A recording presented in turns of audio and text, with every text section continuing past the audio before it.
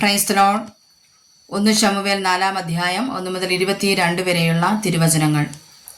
ശമൂവേലിന്റെ വചനം എല്ലാ ഇസ്രായേലിനും വന്നിട്ട് ഇസ്രായേൽ ഫെലിസ്ത്യരുടെ നേരെ യുദ്ധത്തിന് പുറപ്പെട്ടു. ഏബെനേസറിനരികെ പാളയമിറങ്ങി. ഫെലിസ്ത്യർ അഫേക്കിലും പാളയമിറങ്ങി. ഫെലിസ്ത്യർ ഇസ്രായേലിന്റെ നേരെ അണിനിരന്നു.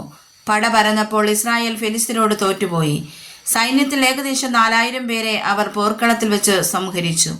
പടജനം പാളയത്തിൽ വന്നാറേ ഇസ്രായേൽ മൂപ്പന്മാർ, ഇന്ന് യഹോവ നമ്മെ ഫെലിസ്ത്യരോട് തോൽക്കുമാറാക്കിയതെന്താ?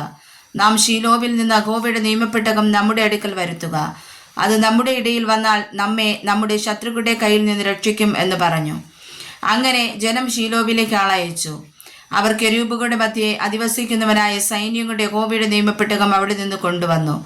ഏലിയുടെ 2 പുത്രന്മാരായ ഹൊഫ്നിയും ഫീനഹാസും ദൈവത്തിന്റെ നിയമപ്പെട്ടകത്തോടു കൂടെ ഉണ്ടായിരുന്നു. യഹോവയുടെ നിയമപ്പെട്ടകം പാളയത്തിലെത്തിയപ്പോൾ ഭൂമി കുലുങ്ങും വണ്ണം ഇസ്രായേലെല്ലാം ഉച്ചത്തിൽ ആർപ്പിട്ടു. ഫിലിസ്ത്യർ ആർപ്പിന്റെ ഒച്ച കേട്ടിട്ട് എബ്രായരുടെ പാളയത്തിൽ ഈ വലിയ ആർപ്പിന്റെ കാരണം എന്താ എന്ന് അന്വേഷിച്ചു. യഹോവയുടെ പെട്ടകം പാളയത്തിൽ വന്നിരിക്കുന്നു എന്ന് ഗ്രഹിച്ചു. ദൈവം പാളയത്തിൽ വന്നിരിക്കുന്നു എന്ന് ഫെലിസ്ത്യർ പറഞ്ഞു ഭയപ്പെട്ടു. നമുക്കയ്യോ കഷ്ടം, ഇങ്ങനെ ഒരു കാര്യം ഇതുവരെ ഉണ്ടായിട്ടില്ല. നമുക്കയ്യോ കഷ്ടം, ശക്തിയുള്ള ഈ ദൈവത്തിന്റെ കയ്യിൽ നിന്ന് നമ്മെ ആർ രക്ഷിക്കും? മിസ്രയീമ്യരെ മരുഭൂമിയിൽ സകലവിധ ബാധകളാലും ബാധിച്ച ദൈവം ഇതുതന്നെ. ഫെലിസ്ത്യരെ, ധൈര്യം പൂണ്ട് പുരുഷത്വം കാണിപ്പേൻ. എബ്രായർ നിങ്ങൾക്ക് ദാസന്മാരായിരുന്നതുപോലെ നിങ്ങൾ അവർക്കാകരുത്.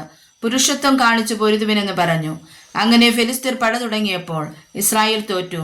ഓരോരുത്തൻ താന്താന്റെ വീട്ടിലേക്ക് ഓടി. ഇസ്രായേലിൽ 30,000 കാലാൽ വീണുപോകത്തക്കവണ്ണം ഒരു മഹാസംഹാരമുണ്ടായി. ദൈവത്തിന്റെ പെട്ടകം പിടിപ്പെട്ടു. ഏലിയുടെ 2 പുത്രന്മാരായ ഹൊഫ്നിയും ഫീനഹാസും പട്ടുപോയി. പോർക്കളത്തിൽ നിന്ന് ഒരു ബെന്യാമീനൻ വസ്ത്രം കീറിയും തലയിൽ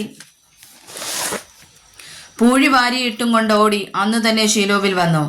അവൻ വരുമ്പോൾ ഏലി നോക്കിക്കൊണ്ട് വഴിയരികെ തന്റെ ആസനത്തിലിരിക്കുകയായിരുന്നു. ദൈവത്തിന്റെ പെട്ടകത്തെക്കുറിച്ച് അവന്റെ ഹൃദയം വ്യാകുലപ്പെട്ടിരുന്നു. ആ മനുഷ്യൻ പട്ടണത്തിലെത്തി വസ്തുത പറഞ്ഞപ്പോൾ പട്ടണത്തിലെല്ലാം നിലവിളിയായി. ഏലി നിലവിളി കേട്ടപ്പോൾ ഈ ആരവം എന്താ എന്ന് ചോദിച്ചു. ആ മനുഷ്യൻ ബന്ധപ്പെട്ടു വന്ന് ഏലിയോടും അറിയിച്ചു. ഏലിയോ 98 വയസ്സുള്ളവനും കാൺമാൻ വകിയാതെ വണ്ണം കണ്ണു മങ്ങിയവനുമായിരുന്നു. ആ മനുഷ്യൻ ഏലിയോട്, ഞാൻ പോർക്കളത്തിൽ നിന്ന് വന്നവനാകുന്നു. ഇന്നു തന്നെ ഞാൻ പോർക്കളത്തിൽ നിന്ന് ഓടിപ്പോന്നു എന്ന് പറഞ്ഞു. വർത്തമാനം എന്താകുന്നു മകനെ എന്നവൻ ചോദിച്ചു. അതിനാ ദൂതൻ, ഇസ്രായേൽ ഫെലിസ്ത്യരുടെ മുമ്പിൽ തോറ്റോടി. ജനത്തിൽ ഒരു മഹാസംഹാരമുണ്ടായി. നിന്റെ 2 പുത്രന്മാരായ ഹൊഫ്നിയും ഫീനഹാസും പട്ടുപോയി. ദൈവത്തിന്റെ പെട്ടകവും പിടിപ്പെട്ടുപോയി എന്ന് പറഞ്ഞു. അവൻ ദൈവത്തിന്റെ പെട്ടകത്തിന്റെ വസ്തുത പറഞ്ഞപ്പോൾ ഏലി പടിവാതിൽക്കൽ ആസനത്തിൽ നിന്ന് പിറകോട്ട് വീണ് കഴുത്തൊടിഞ്ഞു മരിച്ചു. അവൻ വൃദ്ധനും സ്ഥൂലിച്ചവനുമായിരുന്നു. അവൻ 40 സംവത്സരം ഇസ്രായേലിന് ന്യായപാലനം ചെയ്തു. എന്നാൽ അവന്റെ മരുമകൾ ഫീനഹാസിന്റെ ഭാര്യ പ്രസവമടുത്ത ഗർഭിണിയായിരുന്നു. ദൈവത്തിന്റെ പെട്ടകം പിടിപ്പെട്ടുപോയതും അമ്മാവിയപ്പനും ഭർത്താവും മരിച്ചതും കേട്ടപ്പോൾ അവൾക്ക് പ്രസവവേദന തുടങ്ങി. അവൾ നിലത്ത് വീണ് പ്രസവിച്ചു. അവൾ മരിപ്പാറായപ്പോൾ അരികിൽ നിന്ന് സ്ത്രീകൾ അവളോട്, ഭയപ്പെടേണ്ട, നീ ഒരു മകനെ പ്രസവിച്ചുവല്ലോ എന്ന് പറഞ്ഞു. എന്നാൽ അവൾ ഉത്തരം പറഞ്ഞില്ല, ശ്രദ്ധിച്ചതുമില്ല. ദൈവത്തിന്റെ പെട്ടകം പിടിപ്പെട്ടു പോകൊണ്ടും അമ്മാവിയപ്പനെയും ഭർത്താവിനെയും ഓർത്തിട്ടും മഹത്വം ഇസ്രായേലിൽ നിന്ന് പോയിപ്പോയി എന്ന് പറഞ്ഞ് അവൾ കുഞ്ഞിന് ഈഖാബോദ് എന്ന് പേരിട്ടു. ദൈവത്തിന്റെ പെട്ടകം പിടിപ്പെട്ടു പോകൊണ്ട് മഹത്വം ഇസ്രായേലിൽ നിന്ന് പോയിപ്പോയി എന്ന് അവൾ പറഞ്ഞു. വായിച്ചതായ തിരുവചനങ്ങളാൽ കർത്താവ് നമ്മെ സമൃദ്ധമായി അനുഗ്രഹിക്കുമാറാകട്ടെ. ആമേൻ.